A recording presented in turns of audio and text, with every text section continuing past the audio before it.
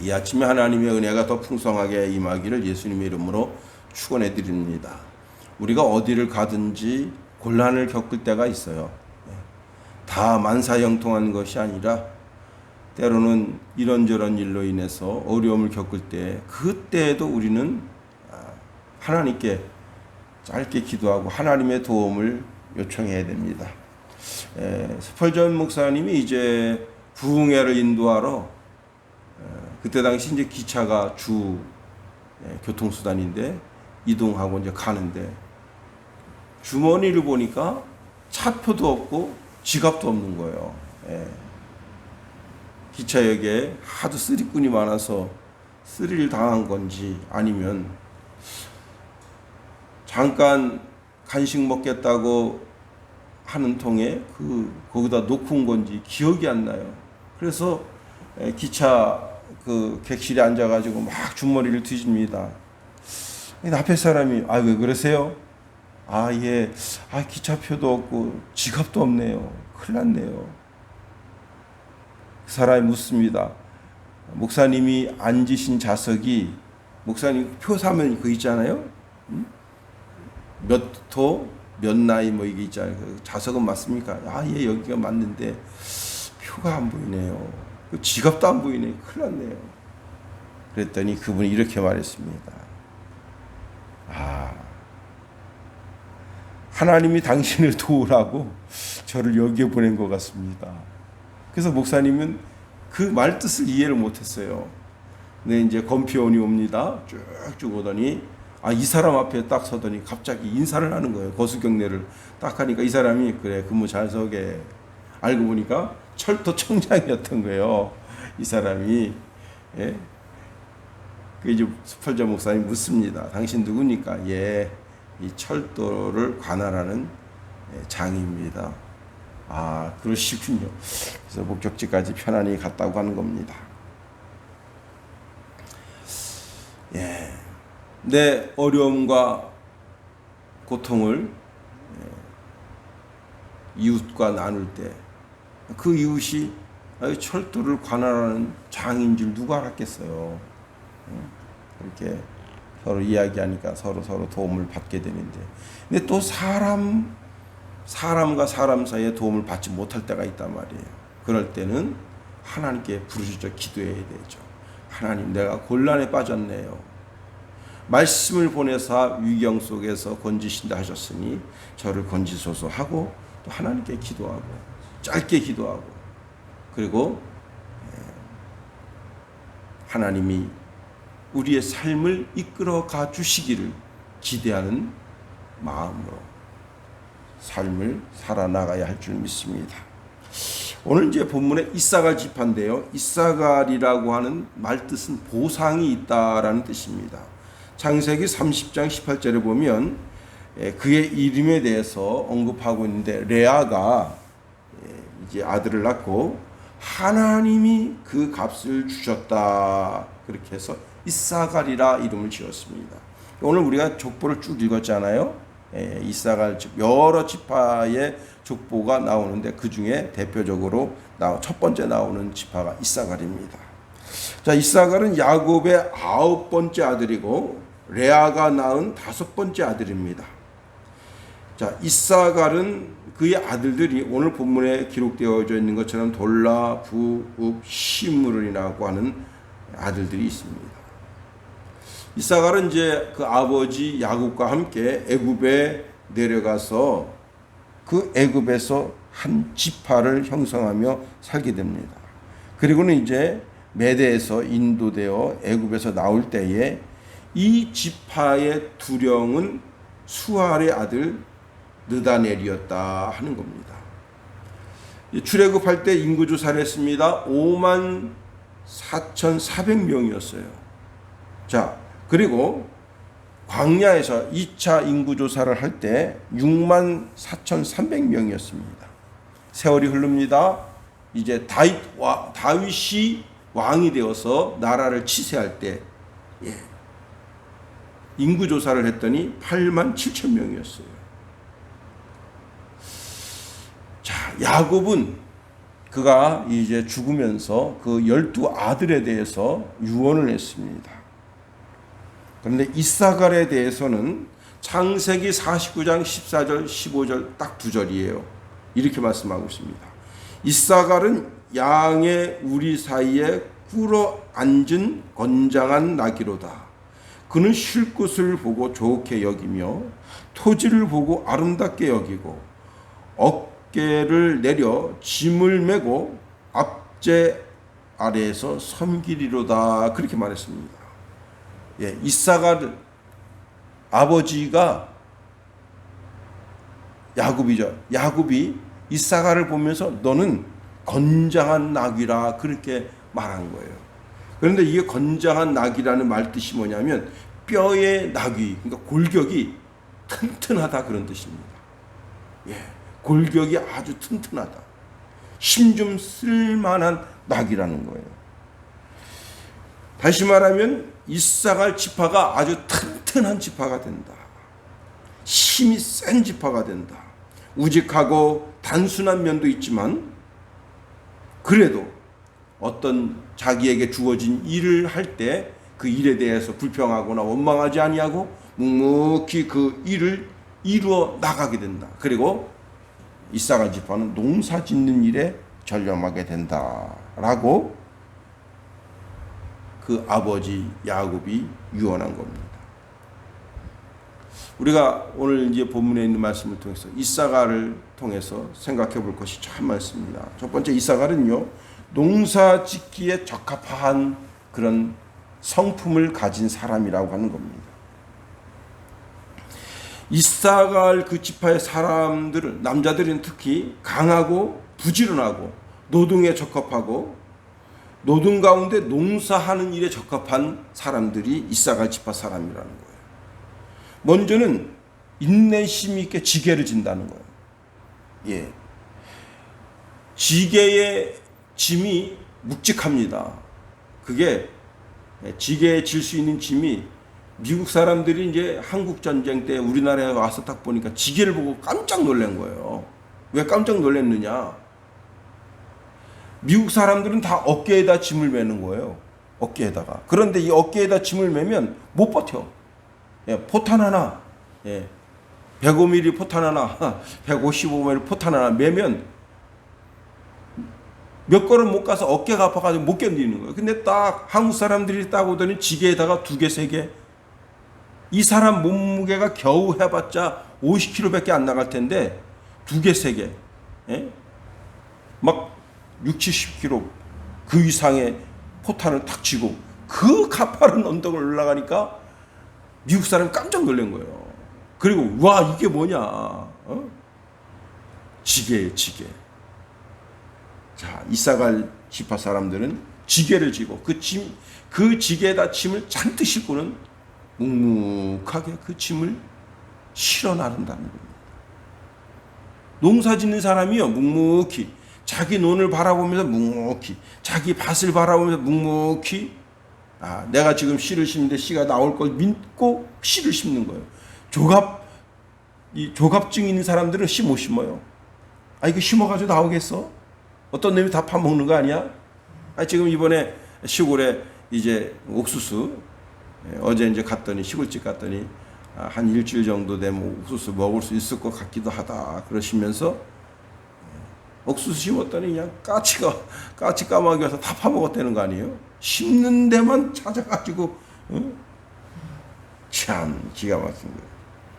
하여튼 어쨌든지 간에, 자, 이 이사갈 지파는 묵묵히 자기 어깨에 있는 짐을 지고 그 짐을 묵묵히 지고 가는 그런 스타일의 사람들이라는 거예요. 그런데 자, 여기 지금 이사갈 지파를 나귀로 비유하면서 그 나귀가 지금 양 우리 그 앞에 거기서 지금 쉬고 있다는 거예요. 이 야곱이 이 예언을 하는 이 예언이 참 기가 막힙니다.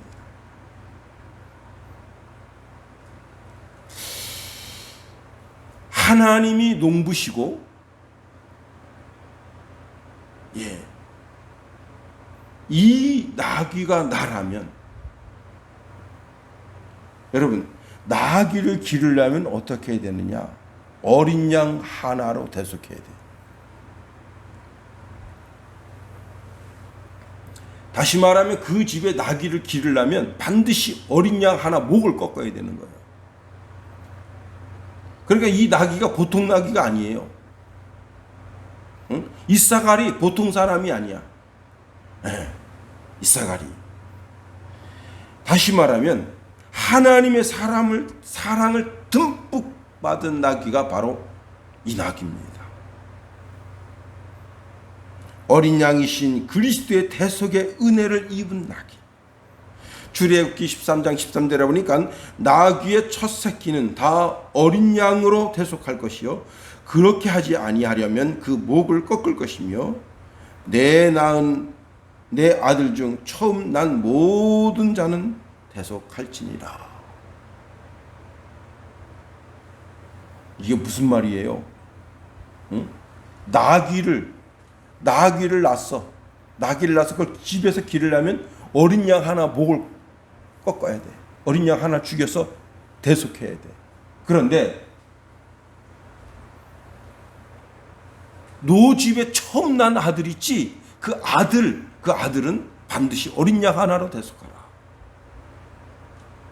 이 나귀가 어떤 나귀예요? 상징적으로는 나귀지만 깊이 들여다보면 그게 사람이라. 근데 그 사람이 어떤 사람이에요? 대속받은, 죄 용서함을 받은 사람이에요. 어린 양 피로. 그리고 지금 이 나귀는 양 우리 앞에서 쉬고 있는 거예요. 무릎 꿇고 새김질을 하면서 이제 먹는 거지. 풀을 먹어가면서 쉬고 있는 거예요. 창조 이래로 예수님 이렇게 말씀하셨어요. 하나님 아버지께서 일하시니 나도 일하신다. 하나님은 쉬지 않으셨어요. 계속해서 일하십니다. 그런데 이 나귀는 쉬고 있어.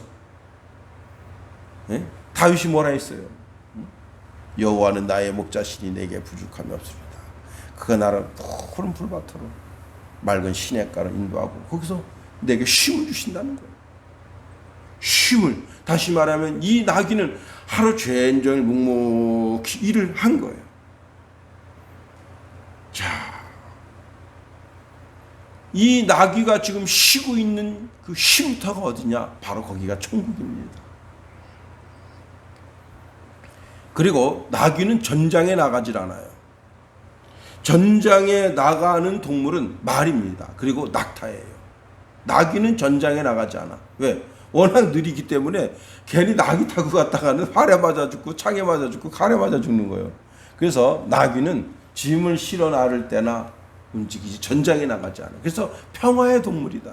예수님께서 예루살렘을 향하여 올라가실 때 나귀를 타신 이유가 스가랴서 말씀해 보면 이렇게 나와요. 시온에 따라 크게 기뻐할지어다. 예루살렘에 따라 즐거이 부를지어다. 보라 내 왕이 내게 임하시나니 그는 공의로우시며 구원을 베푸시며 겸손하여 나귀를 타시나니 나귀의 작은 것 곧 나귀 새끼니라.